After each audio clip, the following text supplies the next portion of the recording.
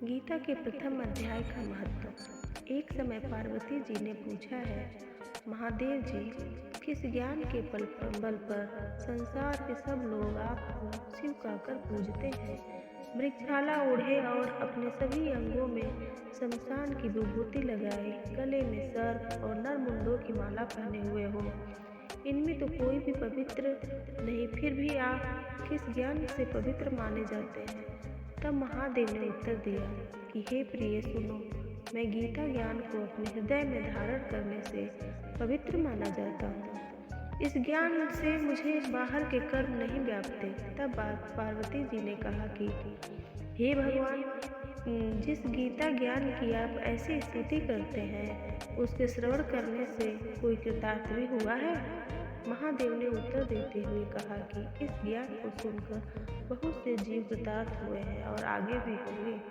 मैं तुम्हें एक पुरातन कथा कहता हूँ, तुम सुनो। एक समय पाताल लोक में शेषनाग की शैया पर श्री नारायण जी नैन मूंद कर आनंद में मग्न थे। उस वक्त भगवान के चरण दबाते हुए लक्ष्मी जी ने पूछा, हे प्रभु, निद्रा और आलस से तो उन पुरुषों को व्यापता है जो जीव तामसी होते हैं, फिर आप तो तीनों गुणों से अतीत हो। आप तो वासुदेव हो, आप जो नेत्र मूंद रहे हो, इससे मुझको बड़ा आश्चर्य है।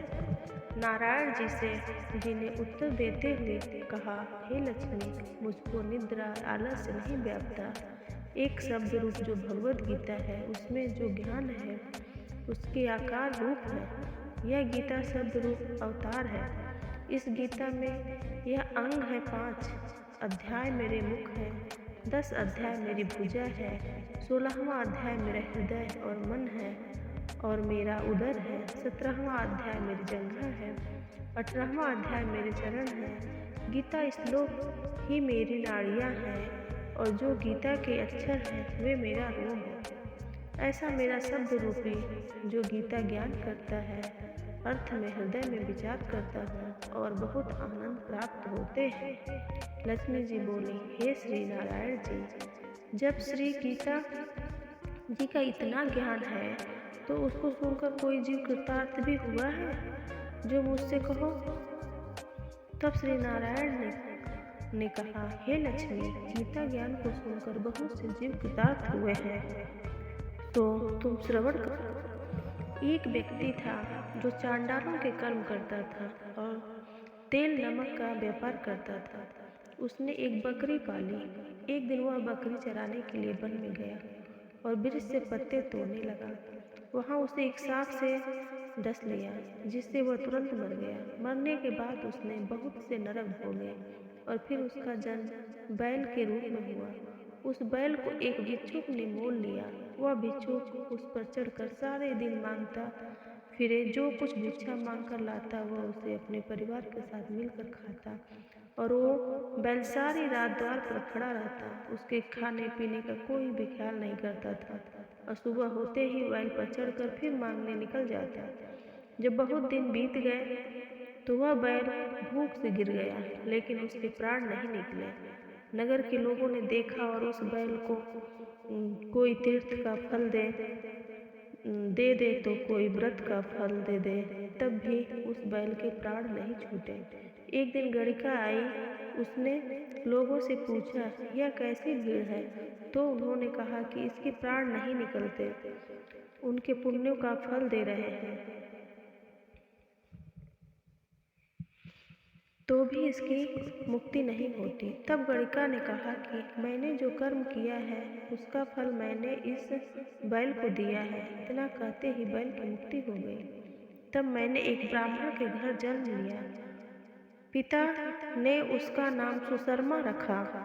उसके पिता ने उसे पढ़ाया लिखाया। उसको अपने पिछले जन्म की सुध थी।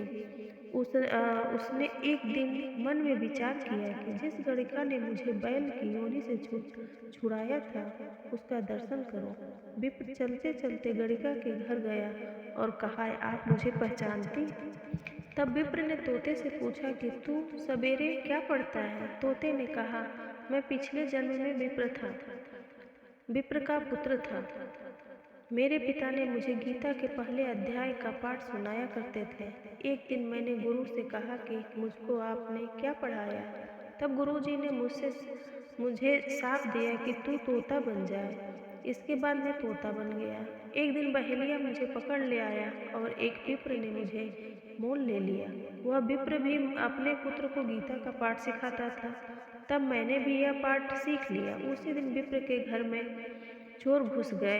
उन्हें धन तो प्राप्त नहीं हुआ, लेकिन वह मेरा पिंजरा उठा ले आए। उनकी यह गणिका मित्र थी। वह मुझे उसके पास ले आए। सो मैं नित्य प्रातः गीता जी के पहले अध्याय का पाठ करता हूँ, जिसे यह गणिका सुनती है। पर इस गणिका को समझ में नहीं आती। जो मैं पढ़ता हूँ वही इस गणिका ने तेरे निमित्त दिया है। वह श्री गीता जी के पहले अध्याय का फल था।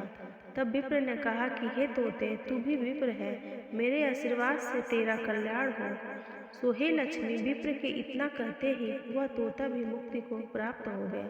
तब गणिका ने बुरे कर्म छोड़ भले कर्म ग्रहण किए और नित्य स्नान करके श्री गीता जी के प्रथम अध्याय का पाठ करना शुरू कर दिया, जिससे उसकी भी मुक्ति हो गई। ऐसा है गीता के प्रथम अध्याय के पाठ का महत्व।